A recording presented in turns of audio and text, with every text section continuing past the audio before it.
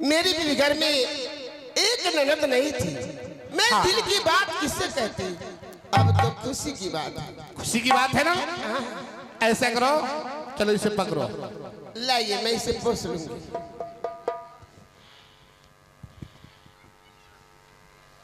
महारानी, लेकिन एक बात सुन लो, क्या? इसे अच्छे ढंग से पोसना पालना, और मैं चल रहा हूं अपनी दुकान के पास। जाइए, आप इसके लिए चिंता मत कीजिए। ठीक है। जुग जुग जिया तू ललना माँ, भवन माँ में भाग जागल हो। जुग जुग जिया तू ललना माँ, भवन माँ में भाग जागल हो। ललना लाल भैली फूलबाग दीपक से मनमा में आस लागल। ललना लाल भैली फूलबाग दीपक से मनमा में आस लागल।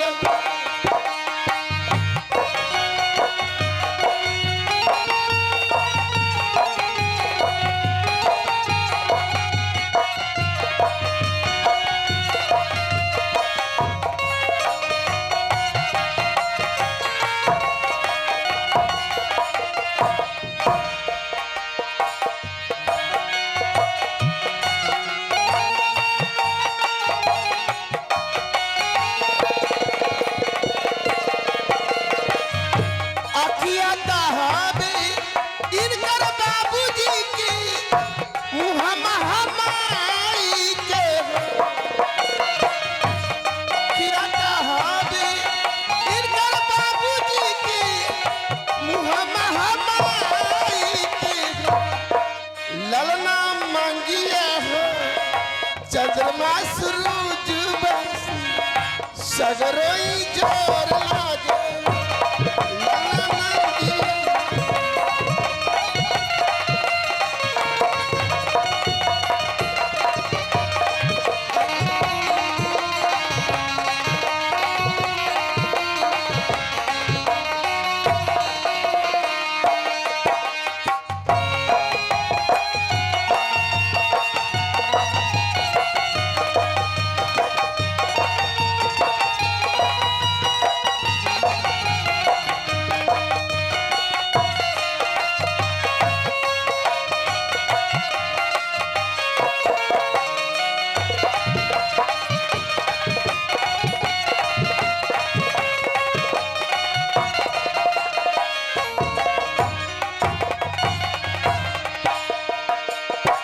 सासु सोहागिन बड़ी भागिन अनधन भागिली।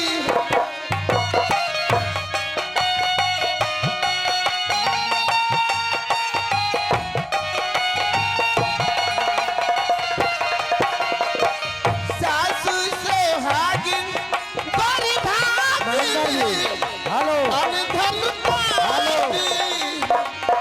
ललना दीदिया की होरिला जन्म ली होरिला बड़ी सुंदर।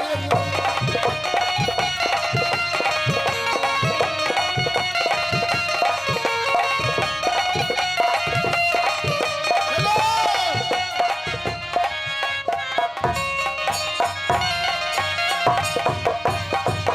हतुल जी, ये गुप्त नाम से आगे महर्षि जी, उनको तरफ से क्या मिला, मैं उन्हें तहे तहे दिल से शुक्रिया करती हूँ। और मेरी तरफ से क्या है, कुछ कह दो।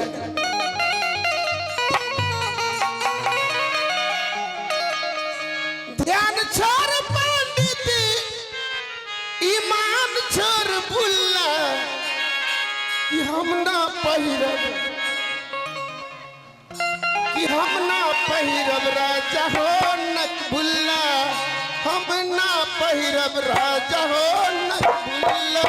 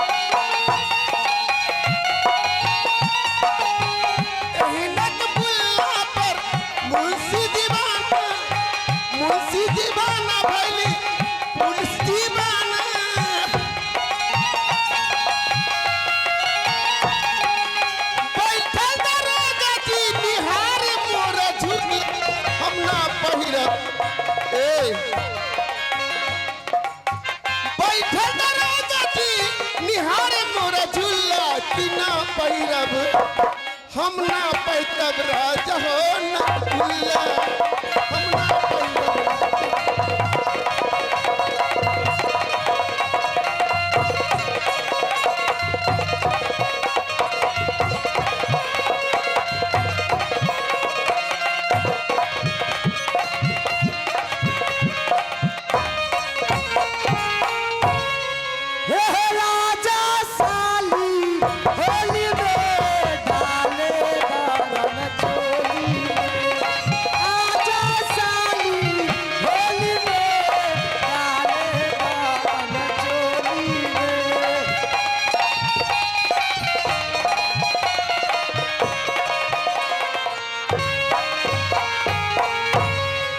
प्रणाम बुआ प्रणाम। रहो बहुत दिनों के बाद आई हैं द्वारपाल। हैं? इसी वक्त तुम जाओ अच्छा और बंगले पर से हमारे बड़े भैया चंदू सौदागर भैया के बुला के लेके आओ। अच्छा अभी तुरंत हाँ तुरंत जस्ट। कहिए टेलीफोन पे बुला देते हैं। अरे कॉल करो जल्दी। टिपो टिपो टिपो हेलो मालिक प्रणाम। यस दरबार लाल थैंक यू वेरी मच गुड मीटिंग सेटिंग। प्रणाम हुजूर। खमसरा बहादुर क्या बात है? मनसा बुआ आई है आपसे मिलना चाहती। आइए आहो गुर तोरा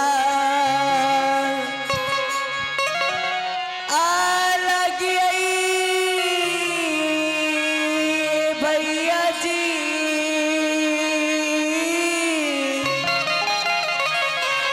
गुर तोरा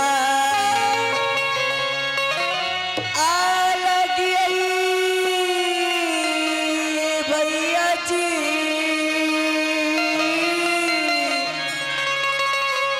आओ पर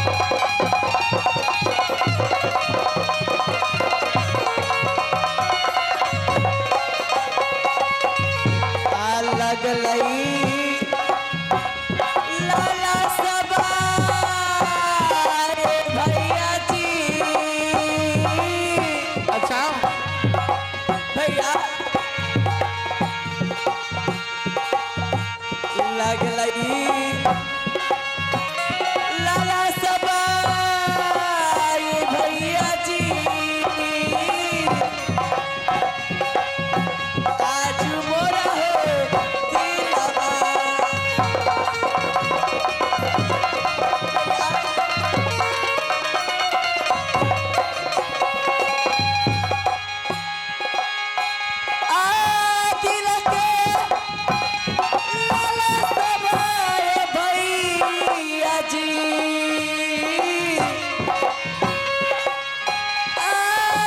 दिल के लाला सबा हो भैया जी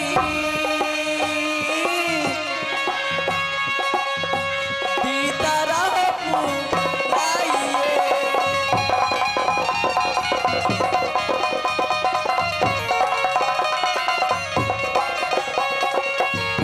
कबने ललसवा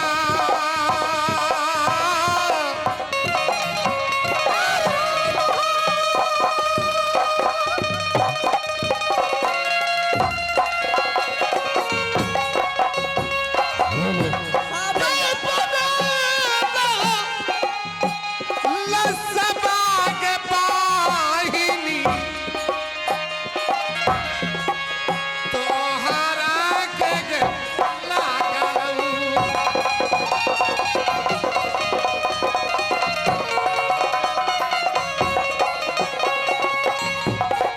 करो तू हालिया भैया ते करो तू हालिया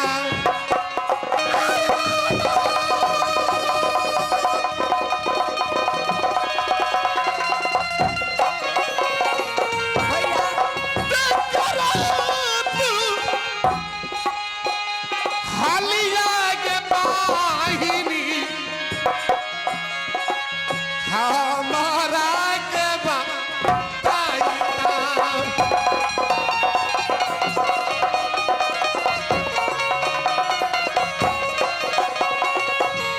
एक मुट्ठी फूलबा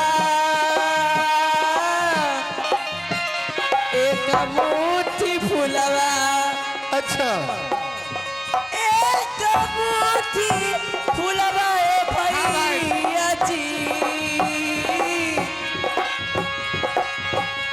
एक मुट्ठी फूलबा ए भैया जी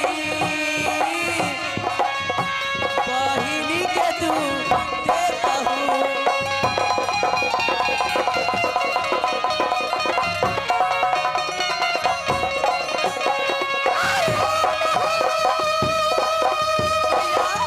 दीजिए ना बे, फूल दीजिए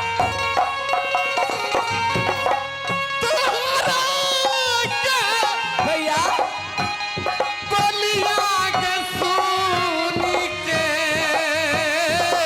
भैया तोहरा के बलिया के सुनी के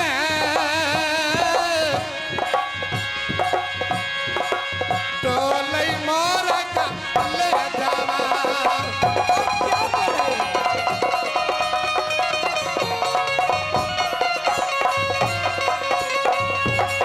चली जावा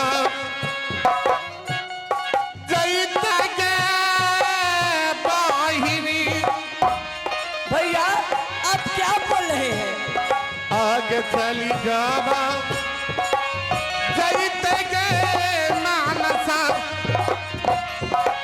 का पानी के फूल बालिया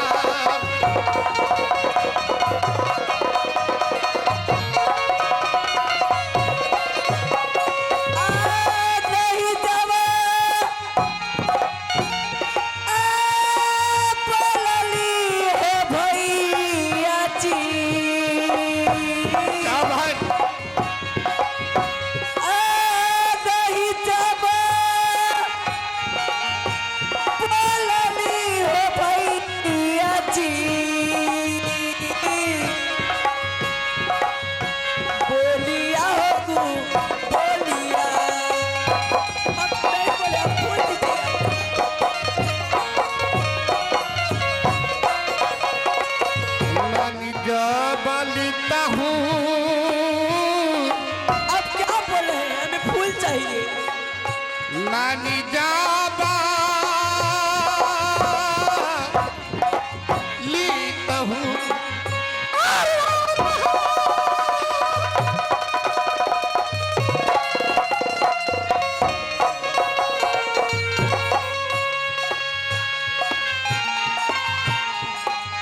लीते के बाहिनी भैया के बाचालिया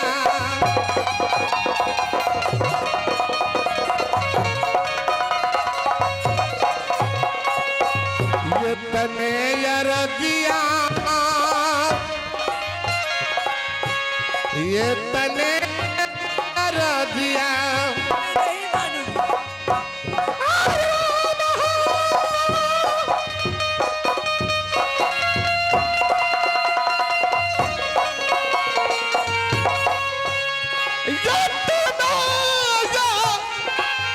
रजिया के मानसा ये तने गनी नातिया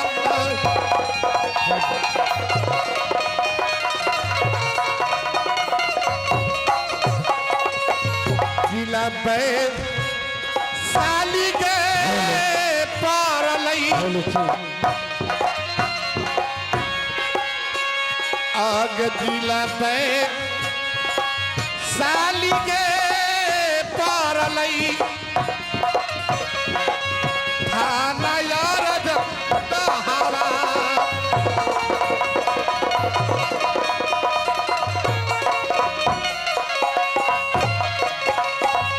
घर मोरा पारई बहिनिया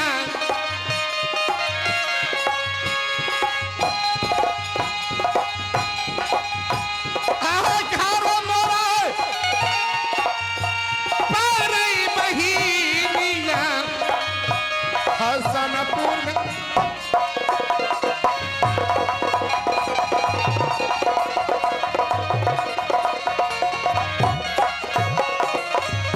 हथीना रात हासिया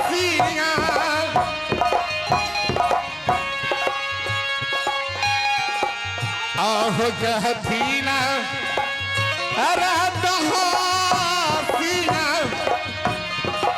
जोरी दोनों हाथवा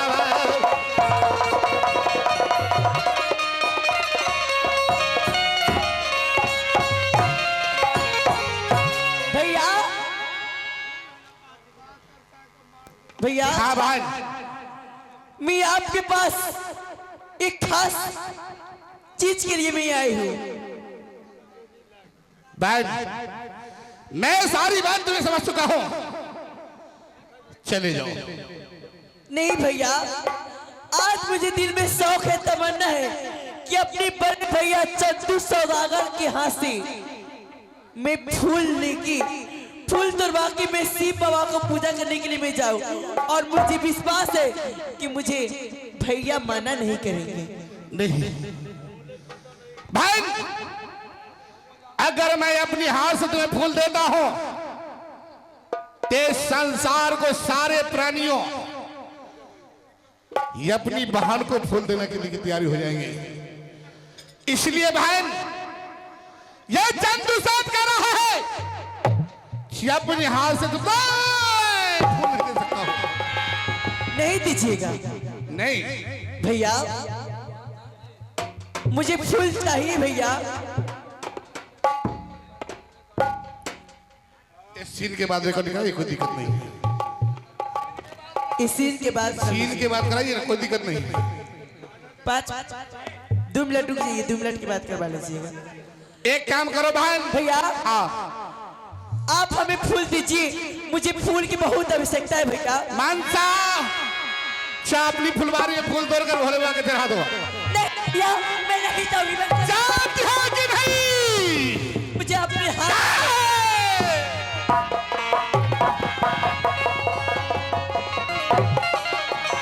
चलिए रिकॉर्डिंग करने के लिए बजाइए, रिकॉर्डिंग बजाइए।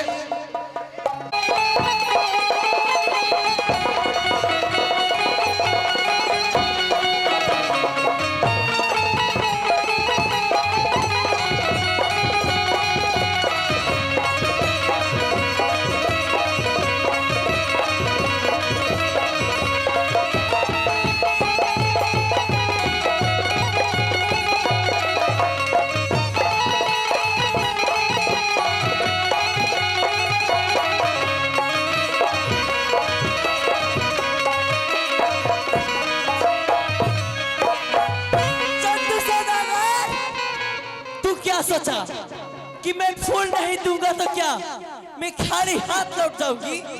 ऐसा कदापि नहीं होगा। तुम फूल के कारण मुझे लातों से ठुकरा है, लातों से मारा है। इसका परिणाम तुम्हें बहुत बड़ा भुगतना पड़ेगा। आज तेरा 6 बेटा, आज तेरा 6 बेटा है, वो मेरे पिताजी के मंदिर में पूजा करने के लिए आ रहा है।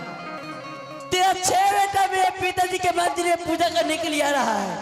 मैं तेरा 6 बेटा को 10 के नहीं मारती तो मेरा ही नाम मरता नहीं। मैं आ रही हूँ, मैं देखना चाहती हूँ तुम कितना क्या कर सकता है। मैं तेरा 6 बेटा को मैं चाह से नहीं सुला दी तो मेरा ही नाम मरता नहीं।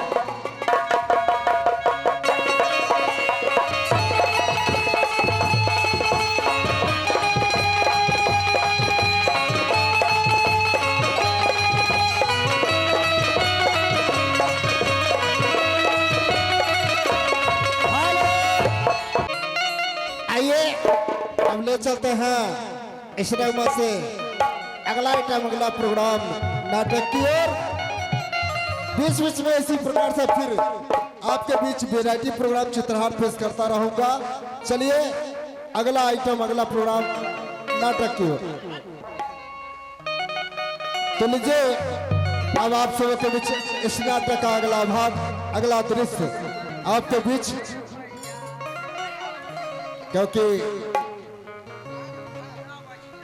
ए द्वारपाल जी हुजूर। चलो इधर आओ। कहिए। अच्छा ये बताओ दरबार का हालचाल क्या है रे? सब समाचार अच्छा है। अच्छा है। हाँ हाँ। और आज हम सभी भाइयों की इच्छा हो चुकी है कुछ सुंदर सा कार्य, सुंदर सा पूजा करने के लिए। ओ महादेव पूजा करने, इसलिए हाँ हाँ महादेव जी का पूजा। हाँ हाँ। तो सबसे पहले तो हमारे पिताजी से आदेश लेना होगा। जी जी कहिए। एक काम करो, तुम चले जाओ बंगले पे और हमारे पिताजी को खबर करो कि आपसे आपके पुत्र मिलना चाह रहे हैं। ठीक है, तुरंत टेलीफोन करते हैं। जाओ। टिपो टिपो टिपो कर कर कर कर कर। ओ सेठ जी प्रणाम महाराज। मास्टर बाद क्या बात है? आज आपसे मिलने के लिए 6 लड़का आपसे मिलना चाहते हैं। चलो सामने करो सभी को। आइए आइए।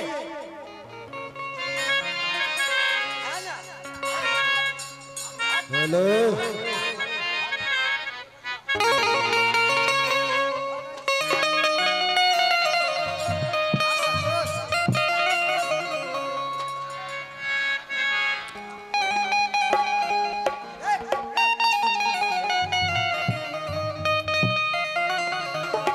ओहो गोरे तोरा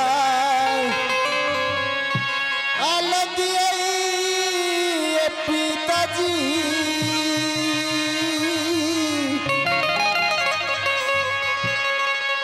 ओहो गोरे तोरा तलग ये पिताजी, ओहो पैया हो या चू तेरा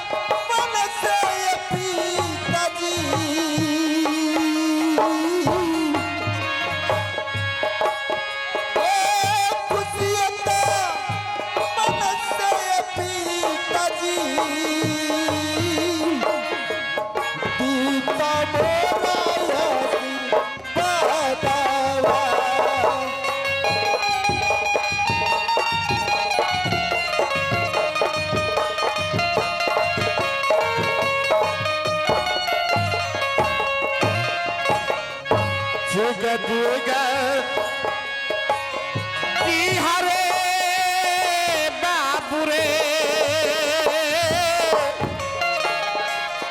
जुग जुग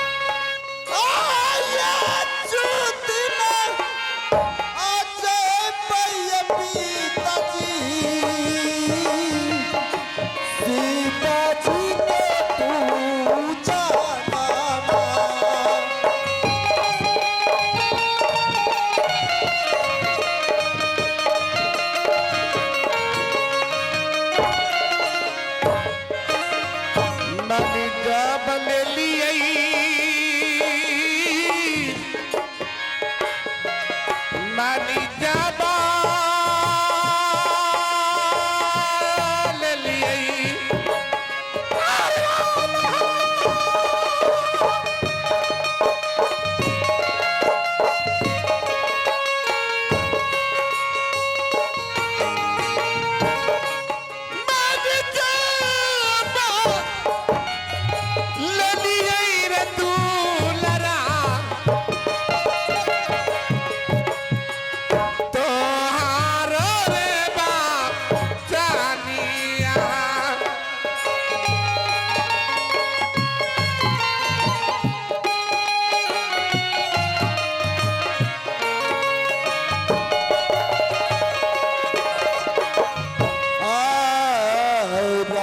राम तुम्हारी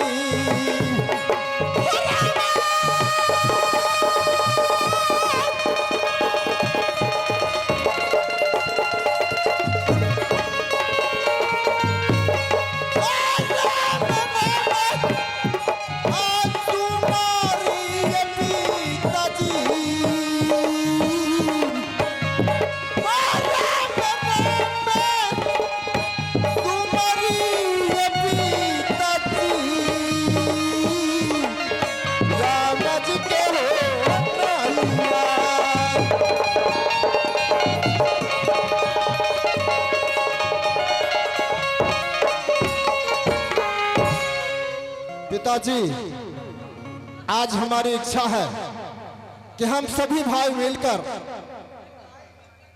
आज शिव बाबा को जाकर पूजा करूं। आप यदि आदेश दें तो मैं जा सकता हूं। ये बहुत खुशी की बात है। अनी छह भाई का इच्छा है कि चाहकर भोले शंकर से मैं दर्शन करूं। हाँ हाँ, दारपाल आओ बेटा, जल्दी आ जाओ। आदेश कीजिए महाराज। देखो, आज ये छह भाई का इच्छा है चाहकर शिव मंदिर में ये छह भाई जाएगा पूजा करने के लिए। ये तो बहुत ही खुशी की बात।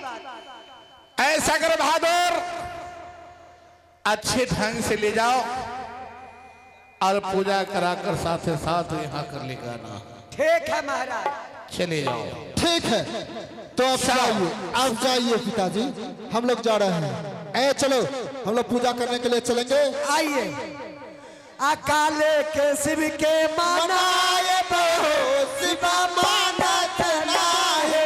काले के शिव के मनाए शिव मानत नाहे। मानत नहीं शिवा, मानत नहीं शिवा मानत नाहे। मानत नहीं शिव, मानत नहीं शिव मानत नाहे। काले के शिव के मनाए शिव मानत नाहे। काले के शिव के मनाए शिव मानत नाहे। पूरी मिठाई शिव के मनहु न भावे। कचौड़ी शिव के मनहु न भावे। धतूरा कहाँ शिवा मानत नाहे। अरे भागे धतूर कहाँ पाइबो शिव मानत नाहे। काले के शिव के मनाए शिव मानत नाहे। काले के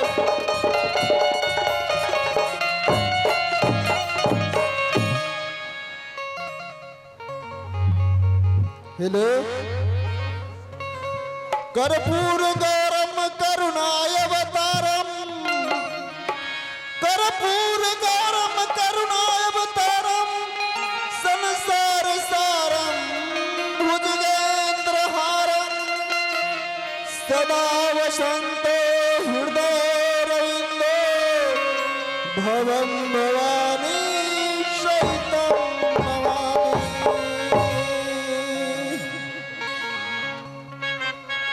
चलिए सब लोग, आप लोग भगवान को पूजा करने के लिए तैयार हो जाइए, बैठ जाइए हमारे सभी भाई। अरे हाथी न गोरना कोनो सवारी, अरे हाथी न घोड़ा न अरे कोनो सवारी आ पैदल ही आइली तोर दुआरी रे भोलेनाथ पैदल ही आइली तोर दुआरी रे भोलेनाथ पैदल ही आइली तोर दुआरी।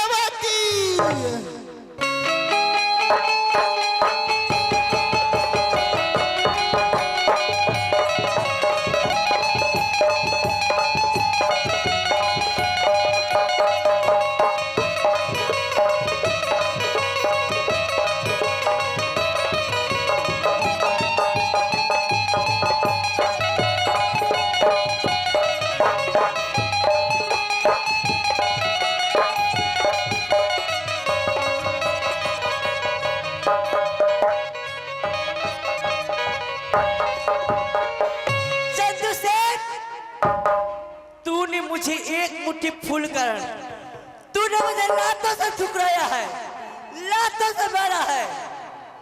तेरा 1 लाख के परिणाम तुम्हें बहुत बड़ा भुगतना पड़ेगा, बहुत बड़ा भुगतना पड़ेगा। आज तेरा 6 बेटा, आज तेरा 6 बेटा मेरे पिताजी के मंदिर में पूजा करने के लिए आ चुका है। मैं तेरा बेटा को इसी वक्त मैं अपने पिताजी के मंदिर में डस के मार रही हूँ और मुझे कोई नहीं रोक सकता है। देख मैं कैसे मारती हूँ।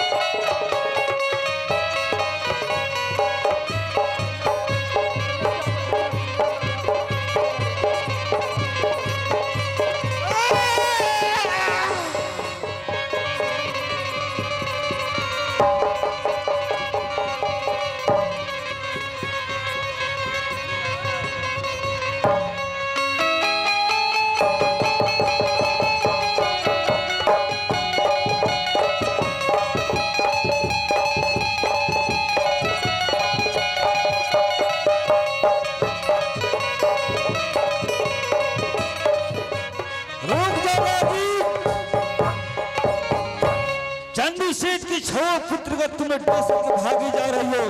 मैं आ रहा हूं मनसा, मैं आ रहा हूं। ठहरो, मैं आ रहा हूं। मालिक मालिक मालिक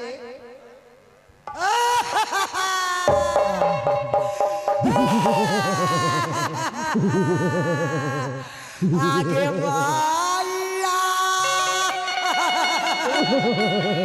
कवने बेटा बसारा भी मालिक माला लगा गे माया आगे माया अमर जलाली बेटा बसारा दे कसले लगा गे माया आगे माया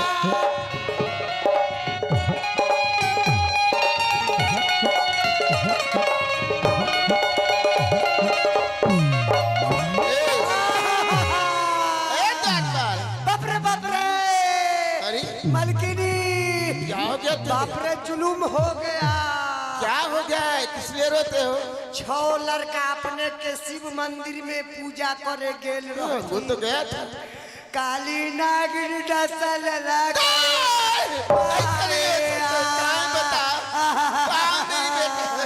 मलकिनी देखियो ना बाबू सके गे माय गे बप खेलौनी गे मेरी लाल गे केना का डस लेलही गे बप खेलौनी। आहो मालिक जे केने गेला किए भेला आबला मालिक जे बालदेव बाबू जुलुम हो गेलो। दारफाल ये महाराज इधर आओ। क्या बात है? 6 लड़का शिव बाबा के पूजा करत रहथिन मालिक। अच्छा 6 लड़का के काली नागिन डस ललकई गे मैया। 6 लड़का घबराओ नहीं, चलो मैं चलता हूँ। कैसे होगा मालिक? मलकिनी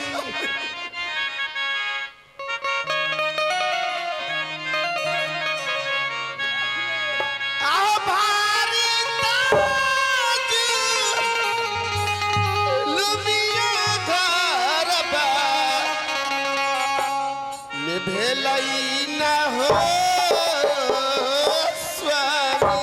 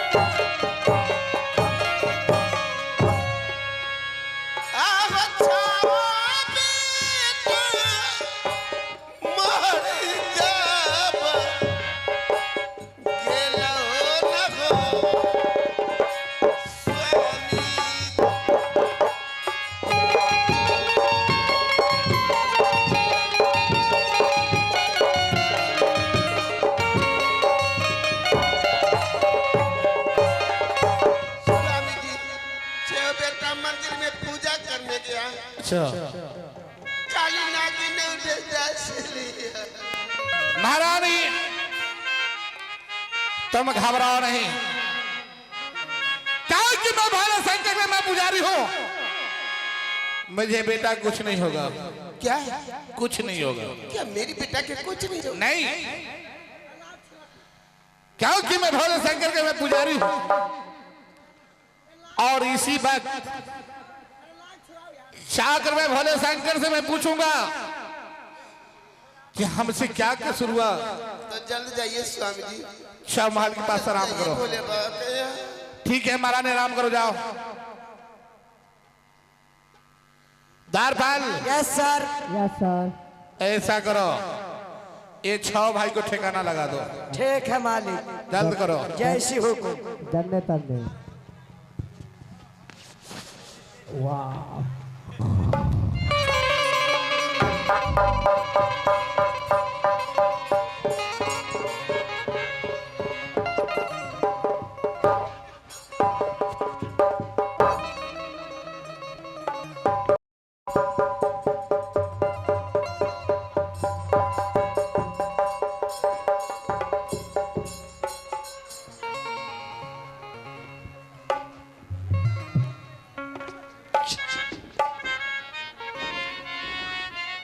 चंदू शेख हमारे मंदिर में वो आ रहे हैं, मैं ध्यान लगा के मैं बैठ जाता हूँ। आहो या जुदीना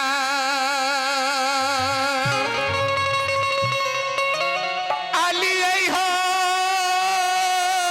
बाबा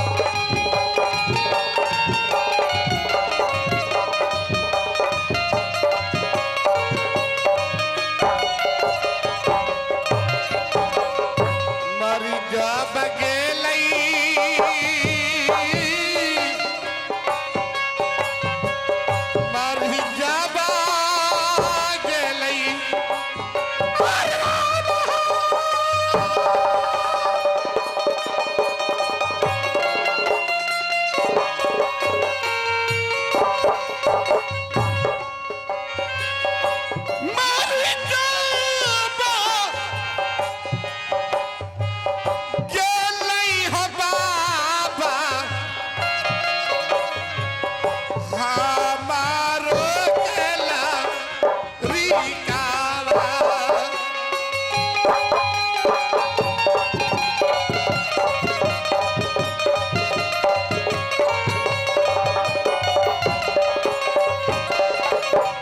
कबने कसुरबा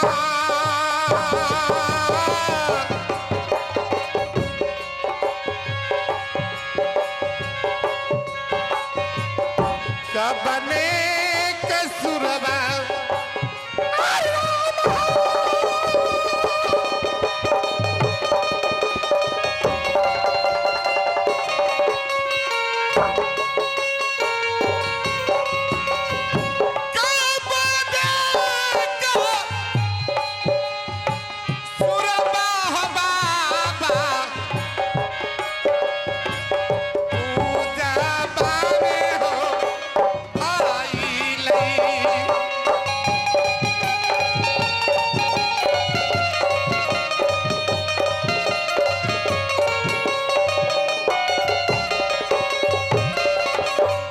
गलती के माफा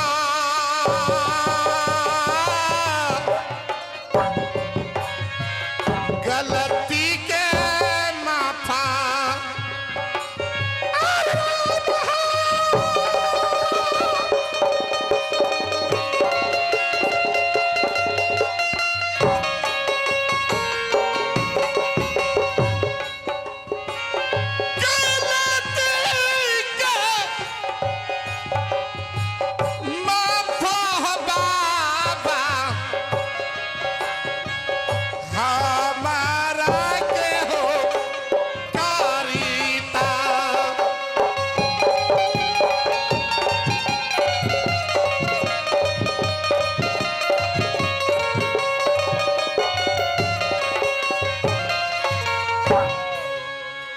हे भोले शंकर, आप अपने ध्यान दरिए। चंदू सेठ, घबराओ नहीं, मैं जानता हूं काली नागिन ने तुम्हारे छो पुत्र का डस करके मार दिया है। मैं तुम्हें अमृत जल देता हूं, एक जल ले जाओ और अपने पुत्र के ऊपर छिड़क देना, तुम्हारे पुत्र जीवित हो जाएगा। जाओ।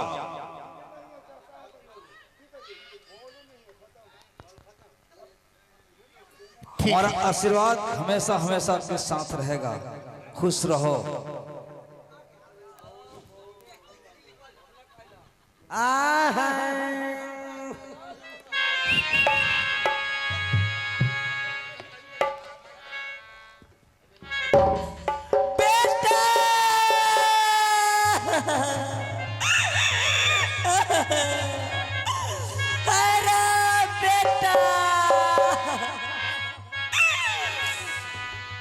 हो मेरी बेटा, मेरी लाल, तुझको ढूंढूं